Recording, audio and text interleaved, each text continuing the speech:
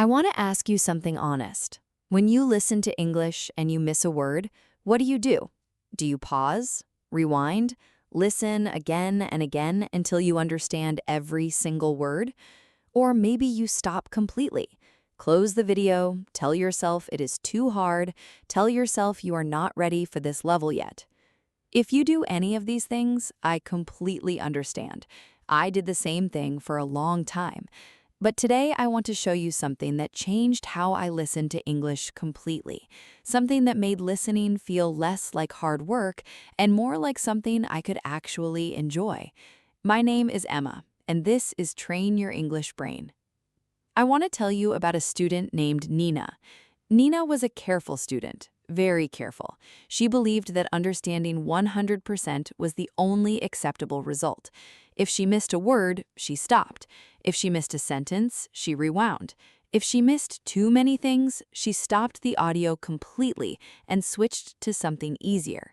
She told me, "Emma, if I don't understand everything, I feel like I am wasting my time." On the surface, this sounds reasonable. Why listen to something you don't fully understand? Isn't the whole point to understand? But here's what I noticed about Nina over several months.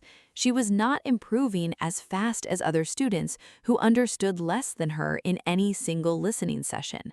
This confused both of us at first. How could understanding less actually lead to learning more? Let me explain what was actually happening. When Nina stopped every time she missed something, she was training her brain to depend on full understanding before moving forward.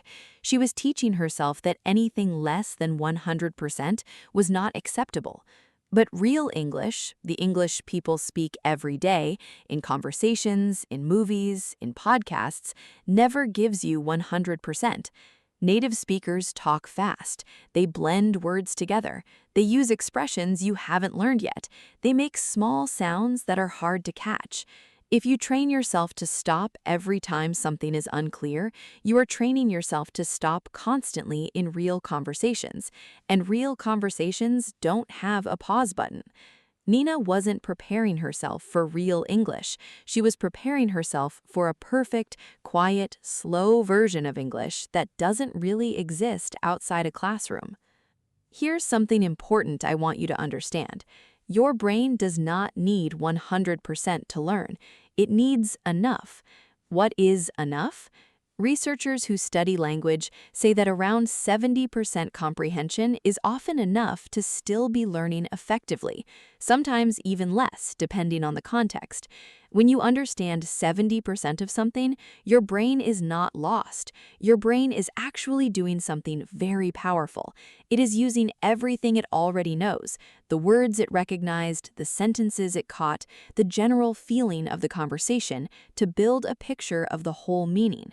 This guessing process, filling in the gaps with what you know, is not cheating. It is exactly what native speakers do every day. It is exactly what you do in your own language when a connection drops on a phone call or when someone talks to you across a noisy room. You've been doing this kind of intelligent guessing your whole life. You just haven't applied it to English yet. I want to tell you about another student, a man named Jay. Jay did the opposite of Nina. He never stopped. He never rewound. He listened to English podcasts all the way through, even when he understood only 50 or 60%. He said, "I catch what I catch. I miss what I miss. I keep going." At first, this seemed careless to me. Surely missing 40% of something was too much. But I watched Jay improve faster than almost any other student I taught that year. His listening comprehension grew quickly because he was training his brain to build meaning from partial information, which is exactly what real listening in any language requires. He was also consuming far more English than Nina in the same amount of time because he never stopped to rewind. More genuine exposure, practiced in a realistic way, led to faster, more natural improvement. And something else happened that neither of us expected. Because Jay kept going even when things were unclear, he became comfortable with uncertainty. He stopped finding uncertainty frightening. In real conversations, he kept talking even when he missed something, using context and guessing intelligently instead of freezing up and asking for everything to be repeated. Now, I want to be clear about something, because I am not saying you should never rewind or never look something up. There is real value in careful, focused listening sometimes, where you pause, recheck, and make sure you truly understood something. This type of detailed practice has its place, particularly when you are studying specific vocabulary or grammar structures. What I am saying is that this careful, detailed approach should not be your only way of listening. It should not be the thing you do every single time with every piece of English content. If you only ever listen carefully with full pausing and rewinding, you are only ever practicing one type of listening, and real English life will eventually ask you to do the other kind, the kind where you keep going, keep building meaning, and trust your brain to fill the gaps intelligently. Nina eventually understood this. She started practicing what I called the forward rule. One full listen through, no stopping, no rewinding, just forward. Always forward, catching what she could, letting the rest go. The first few times, she felt deeply uncomfortable. Her brain kept wanting to stop, kept wanting to go back. She told me, "Emma, letting go of the words I miss feels almost physically painful." I told her, "Good. That discomfort means you are practicing something real. Keep going." After several weeks, Nina told me something that surprised even her. She said, "Emma, I missed so many words last night listening to a podcast, but I understood the whole story. I don't know how, I just understood the feeling of it, the shape of it, even when individual words were gone."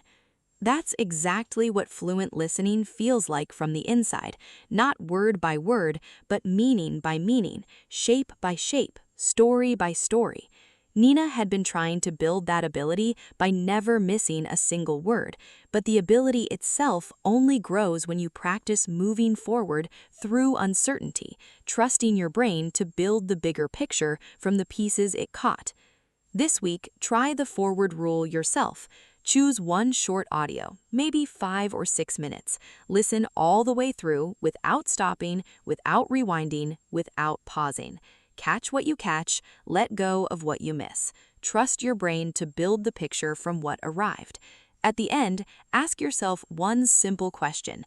Not how many words did I understand? Ask instead, what was this about? If you can answer that question, even roughly, even simply, your brain did its job. 100% was never the goal.